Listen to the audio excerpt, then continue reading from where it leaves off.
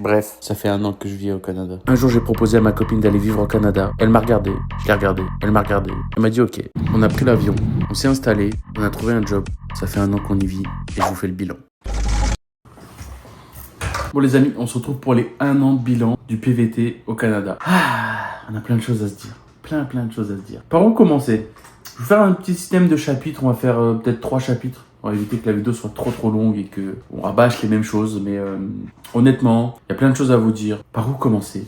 Je vais vous parler du PVT en bref, dans les grandes lignes. Parce que honnêtement, on pourrait faire une vidéo dédiée juste sur le PVT pour savoir ce que c'est.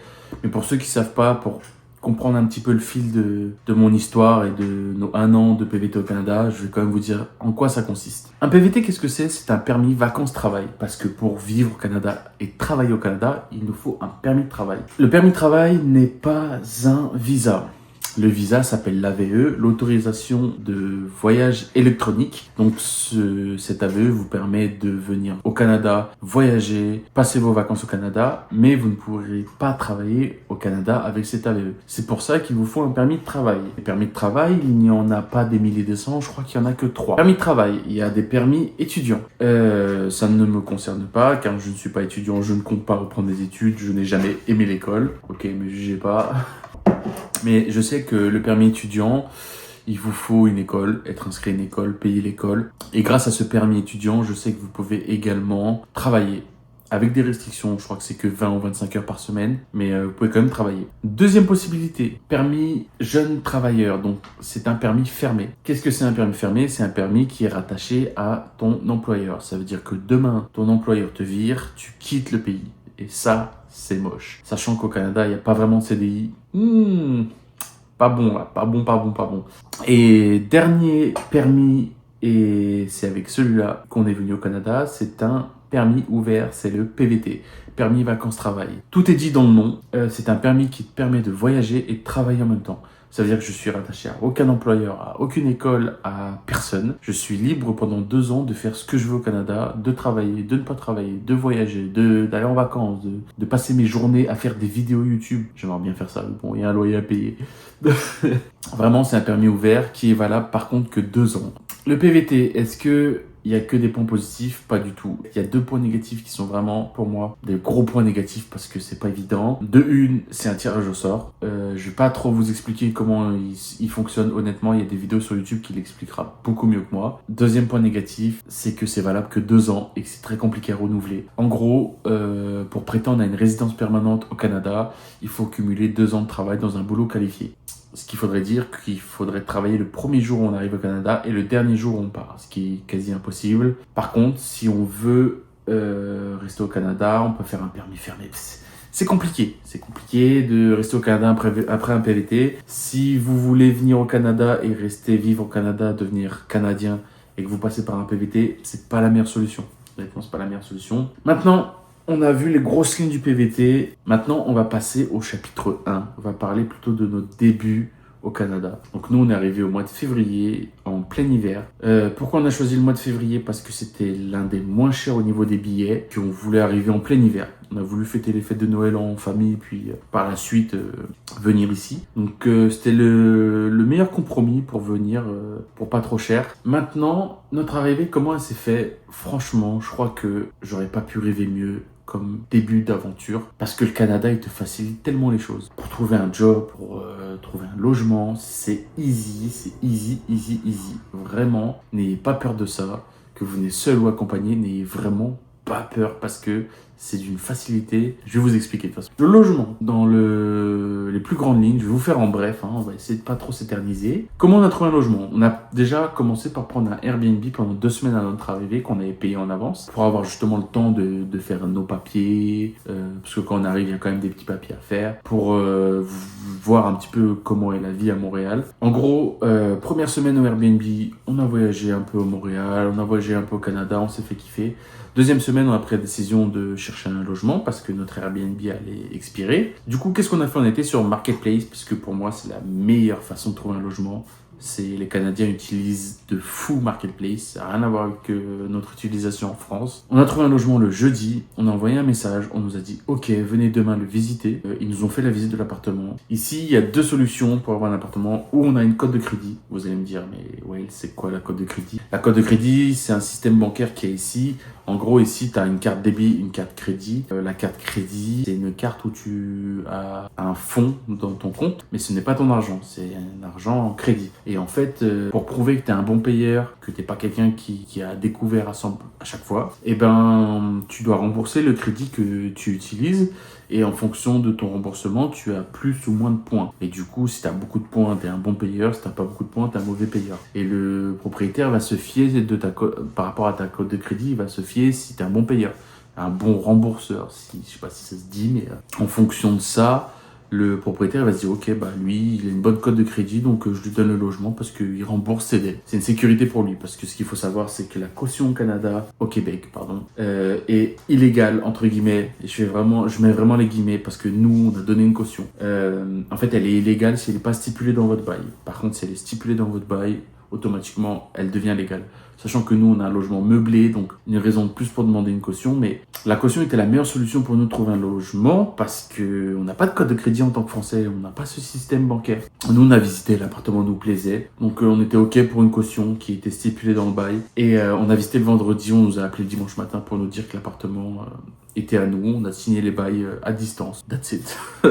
Ça a pris comme 3-4 jours pour trouver un logement. Et honnêtement, c'est pas un logement de merde, quoi. On est dans un beau quartier à Verdun, on est bien, franchement. Maintenant, le travail, est-ce que c'est facile de trouver un travail? Eh bien, oui, les amis, c'est facile, mais tout dépend de vous. Moi, je suis de la restauration, madame est de la restauration, on a trouvé un travail en moins d'une semaine. Maintenant, moi, je vois beaucoup de gens jaser sur Facebook, à dire, ouais, il n'y a pas de boulot à Montréal. Si, il y a du boulot, mais c'est sûr que si tu veux pas te lever trop tôt, que tu veux pas finir trop tard, que tu veux pas travailler le week-end, bah ouais, là, tu vas pas trouver de boulot. Nous, honnêtement, on a trouvé du boulot en moins d'une semaine. Donc, si nous, on peut le faire, tout le monde peut le faire. On n'a pas des bacs plus 5, on n'est pas docteur, on n'est pas chimiste, là. On est de la restauration. C'est sûr que c'est pas les meilleurs boulots, mais quand tu arrives dans un pays qui n'est pas le tien et que, bah, il faut payer le loyer, quoi. Que, bah, forcément, tu prends le premier boulot qui vient et madame, elle a pris le premier boulot qui vient et elle y est toujours, hein, pour vous dire que ça se passe bien.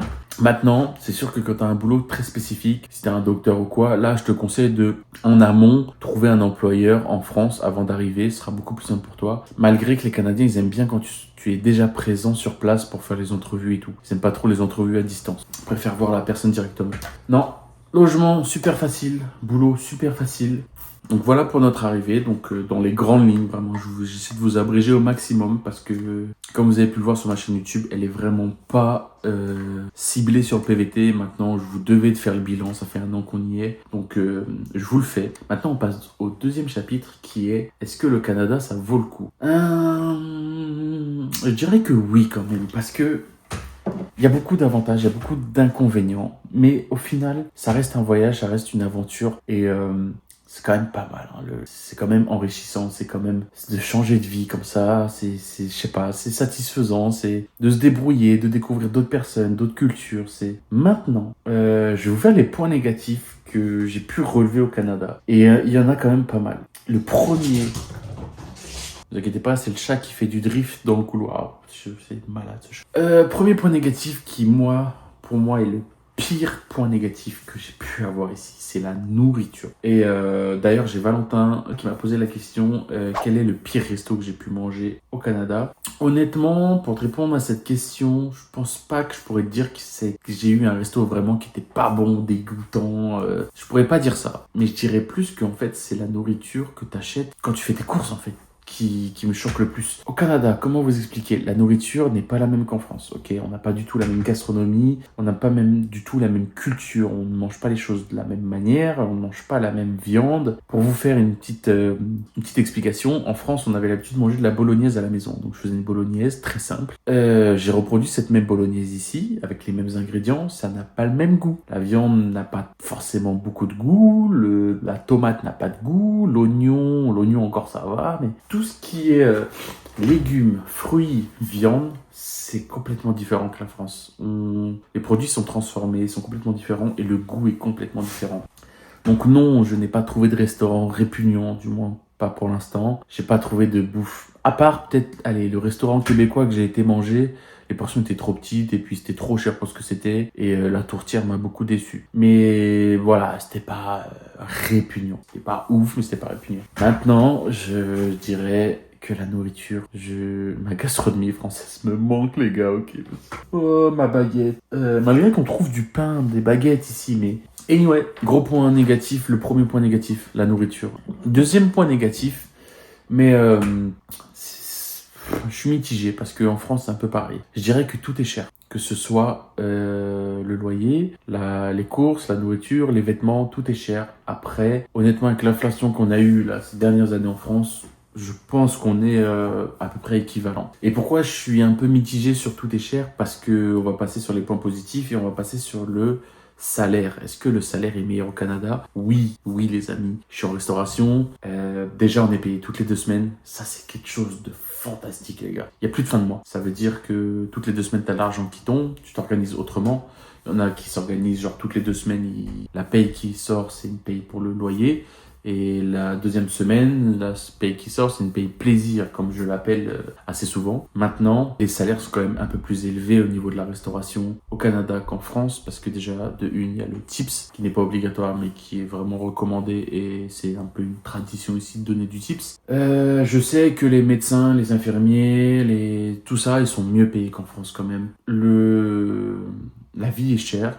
Autant qu'en France. Par contre, les loyers sont un peu plus élevés, donc automatiquement, il y a un meilleur pouvoir d'achat. Donc, automatiquement, tu profites plus, quoi. Tu dépenses plus, tu t'amuses plus, tu fais plus de choses. Donc, voilà pour le premier point positif. Deuxième point positif, qui est pour moi le meilleur, c'est que Montréal a une proximité avec les États-Unis qui est folle. Moi, je suis, comme vous avez pu le remarquer, un Américain dans l'âme. Ça veut dire que je suis juste né dans le mauvais pays. Ok, j'aime ma France, mais je suis né dans le mauvais pays.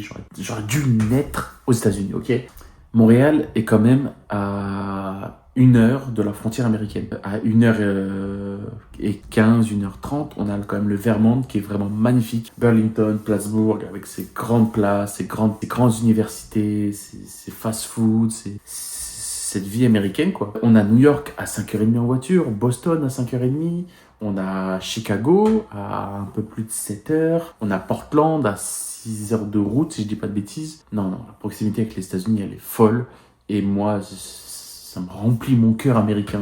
America. C'est de l'autre côté le cœur, attends. Bon, bref. D'ailleurs, vous devez le voir dans mes dégustations. Je vais souvent aux États-Unis, si ce n'est une fois par mois. Et même l'été, peut-être un peu plus. Je pense qu'on a fait un peu le tour. N'hésitez pas, si vous avez la moindre question, vous n'hésitez pas dans les commentaires.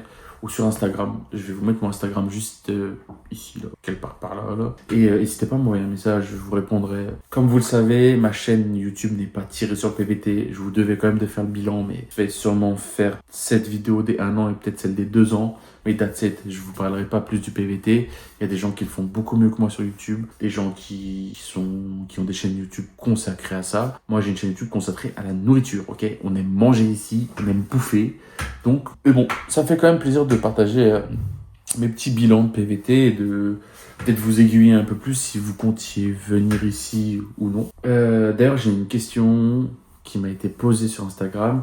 Quelles sont tes rencontres préférées, je crois, que j'ai pu avoir au Canada? Honnêtement, je pense que cette question, elle est assez vaste parce que on est venu ici avec madame sans avoir comme objectif de se faire des amis, malgré qu'on est hyper sociable et qu'on est hyper ouvert. Mon objectif, c'était pas de me faire des nouveaux amis. J'ai des amis en France, j'ai des gens qui comptent en France pour moi. J'avais pas besoin de me refaire des nouveaux amis. Je suis pas là pour ça. Mais en fait, ça s'est fait hyper naturellement. On a une personne comme Déborah qui est maintenant devenue notre amie, que c'est une personne maintenant qui compte pour nous. Vous avez déjà dû la voir dans plusieurs de mes vidéos. On est sorti 1 fois, 2 fois, 3 fois, et puis maintenant on se voit hyper régulièrement. Et puis c'est une personne qu'on apprécie vraiment parce que elle a la même vision du voyage que nous.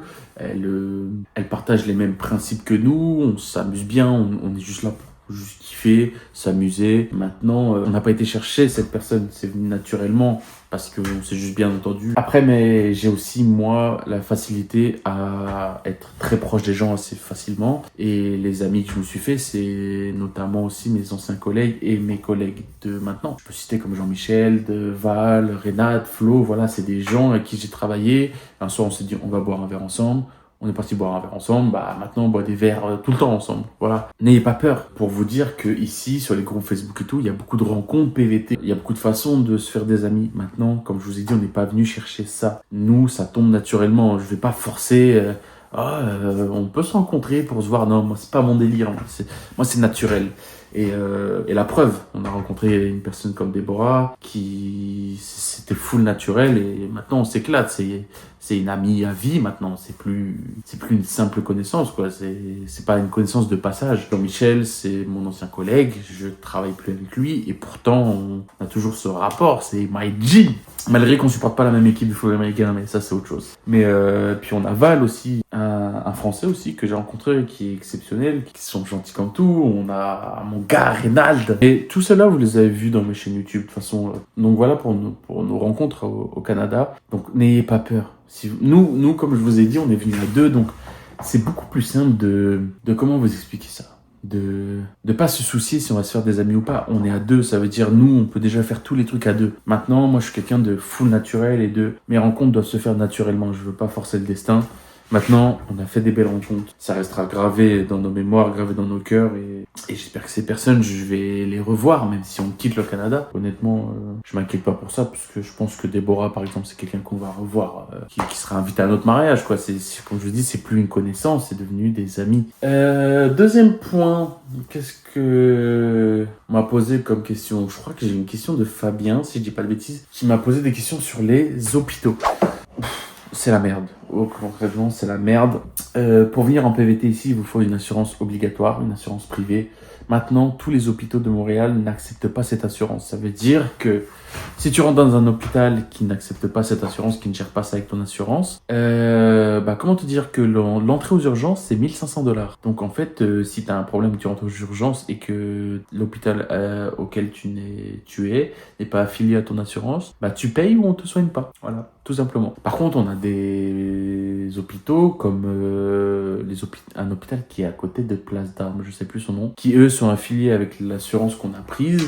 Et du coup, on a juste à appeler l'assurance et eux, ils gèrent le côté financier. Ils te remboursent tout. Et tu peux te faire soigner sans avoir 1500 $. Parce que tout le monde n'a pas 1500 $ dans sa poche quand on va aux urgences. Donc, les hôpitaux au Canada, c'est à chier.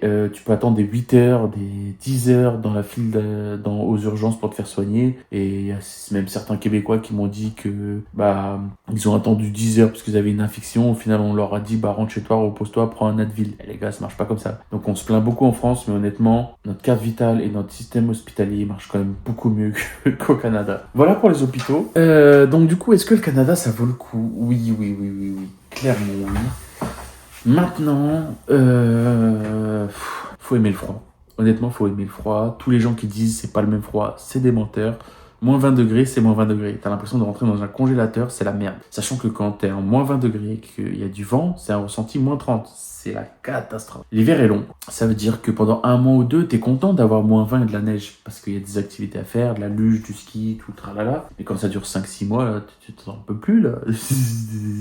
mais, à contrario, on a un été magnifique. Juin, juillet, août, il fait 30 degrés, il fait beau, c'est oufissime là, c'est génial l'été. Il y a des festivals, il y a plein de choses gratuites, il y a une ambiance, il y a un mood, c'est dingue. On a un automne aussi qui est pour moi ma saison préférée au Canada. C'est là où vraiment je me suis épanoui de fou. Le paysage est magnifique, Halloween, il y a des décors de malades, c'est vraiment magnifique, encore plus aux États-Unis. On a été à Boston pour Halloween, c'était ouf. On a un printemps qui est un peu comme qui est un peu comme en France quoi. Pluie, vent, il fait beau, et puis il y a un peu de neige, et puis c'est un peu le bazar. Puis il y a les fleurs qui commencent à pousser, mais il y a la neige qui tombe derrière, donc ça pousse plus. Voilà, c'est un bazar. Le petit truc qu'on pourrait dire, c'est qu'en fait, juste le Canada a encore leur saison. Ça veut dire qu'on a 4 vraies saisons, alors qu'en France, on n'a plus de saison. L'été dernier, la France s'est retrouvée avec du 7 degrés, de la pluie, alors que nous, non. Juin, juillet, août, il fait 30 degrés, il fait beau. C'est un kiff. Voilà pour le Canada, pour notre petit bilan. Dernier chapitre et la question qui tue. Est-ce qu'on va rester au Canada? C'est la question que tout le monde me pose, que tous mes proches me posent et à laquelle je ne peux pas réellement répondre. Donc je peux pas vous dire oui, je peux pas vous dire non. Et je vais vous expliquer pourquoi. Parce que tout simplement, pour prolonger un PVT, ce n'est pas possible. Clairement, c'est pas possible. Pour demander une résidence permanente, comme je vous ai dit, c'est très compliqué. Maintenant, il y a des solutions. On peut toujours faire un permis fermé avec nos entreprises et tout, mais j'aime pas trop ce système de permis fermé, je veux pas être attaché à un employeur. Pourquoi oui, pourquoi non? Parce que aussi, on est sur le tirage au sort de la green card. La green card, pour ceux qui savent pas, c'est le permis de travail qui vous permet de travailler aux États-Unis. Chaque année, il faut un tirage au sort, on y est inscrit. Maintenant, il y a 50 000 personnes qui sont prises dans le monde entier, donc on a très peu de chances d'être tiré au sort. Mais on garde espoir, et ce tirage au sort est en avril ou en juin, si je dis pas de bêtises. Donc, honnêtement, au stade qu'on est aujourd'hui, je peux pas répondre si on rentre en France. Parce que peut-être qu'on va être tiré au sort pour la green card, et du coup, peut-être qu'on va aller vivre aux États-Unis. Si c'est pas le cas, on aimerait quand même aller peut-être faire un an ou deux, ou vivre un petit peu aux États-Unis. Du coup, on pourrait se faire recruter par une entreprise. Donc ça, c'est une autre solution. L'autre solution qui est aussi de rester au Canada avec un permis fermé, donc pourquoi pas, on y pense, on y réfléchit. Mais honnêtement, avant avril-mai, je pourrais donner zéro réponse à personne parce que on est en stand-by en fait. Les permis fermés sont bloqués pour l'instant ici au Canada parce qu'il y a eu trop d'immigration, donc c'est un peu compliqué. Elles se débloquent en avril, donc en fait en avril nous on a nos vacances en Floride pendant 2 semaines. Après avril, on en saura un peu plus sur la situation, on prendra la décision avec madame de qu'est-ce qu'on fait. Maintenant la question que je peux peut-être répondre c'est est-ce que j'ai envie de rentrer en France? Et non, parce que le climat social, les salaires, les gens en général, malgré que mes proches me manquent, mes amis me manquent, mais la gastronomie française me manque, et je vous jure que c'est hyper important. Il y en a, ils vont se dire, oh, on s'en fout de la bouffe. Non, non, non, non, non, non. En France, on mange super bien, ok? Maintenant, on est en stand-by. Je peux pas vous dire oui, je peux pas vous dire non. La seule chose que je sais, c'est que j'ai pas forcément envie de rentrer en France. J'ai envie de continuer de vivre les aventures qu'on est en train de vivre depuis un an parce que nous, on kiffe faire ça. Et puis, non, on ne rentre pas en France pour l'instant. Mais je peux pas répondre à ces questions. On reparlera après cet été. Est-ce qu'on veut rester vivre au Canada? Pourquoi pas? Mais l'hiver, il est dur là. L'hiver, il est dur. Voilà pour notre bilan du PVT. Je vais rajouter un petit dernier truc, un petit dernier mot. Honnêtement, si vous voulez le faire, vous pouvez le faire. On est des gens qui travaillent en restauration, on touche pas des milliers, des cents. On n'est pas venu avec énormément d'argent. Arrêtez de vous trouver des excuses. Vous voulez voyager, voyagez. Maintenant, il y a des billets pas chers. Avec nos téléphones, on peut tout faire. On peut les AVE, c'est tellement rapide à avoir. Les documents, franchement, ça nous a pas pris. On n'avait pas besoin de faire besoin d'avoir un bac plus 5 pour pouvoir faire les papiers qu'on a pu faire pour venir au Canada. Vous voulez le faire, faites-le. Voyager, c'est important, c'est enrichissant. Je le dis à chaque fois. Que vous soyez seul ou même en couple ou même marié ou tout ce que vous voulez, allez-y. Vous voulez partir, allez-y. Maintenant, le PVT, c'est un tirage au sort et tout, c'est pas facile. Mais il y a d'autres façons de venir au Canada, il y a d'autres façons d'aller dans d'autres pays. Regardez, on a Déborah, elle est venue seule, elle a un loyer seule, elle paye toute seule et elle s'en sort très bien. Donc pas d'excuses, que ce soit financièrement ou socialement parlant, pas d'excuses. Nous on est venus à deux, pas d'excuses, tout se passe bien. J'espère que la vidéo vous a quand même plu, j'espère que j'ai pu un peu vous aiguiller, que vous soyez nouveau sur la chaîne ou même que vous aviez des questions, que j'ai pu répondre à vos questions. J'espère que j'ai répondu à tout le monde. Si j'ai pas répondu à tout le monde, je vais m'en vouloir, mais j'ai même pas fait de fiche et tout. Là, je vous parle en tête à tête, là. C'est full impro, ok? J'espère que j'ai répondu à toutes les questions. J'espère que ça vous a aiguillé un petit peu si vous comptiez venir au Canada ou non. Si vous voulez juste savoir notre déroulement de notre aventure. Maintenant, je vais pas vous faire plus de vidéos que ça sur ce sujet. Comme vous savez, comme je vous l'ai déjà dit, ma chaîne YouTube n'est pas tirée sur ça. Mais voilà. Je vous ferai peut-être un bilan des 2 ans, si on fait jusqu'aux 2 ans. Anyway, j'espère que la vidéo vous a plu. Moi, c'est toujours un plaisir. Donc, on se retrouve dimanche prochain pour une prochaine vidéo. Et ce sera un peu plus gourmand, normalement. En tout cas, prenez soin de vous, voyagez, kiffez. Peace out. Choubidou-bidou dans un club de fous. Pépé la nuit, il prend sa brouette. Et dans le noir, il pète un petit coup.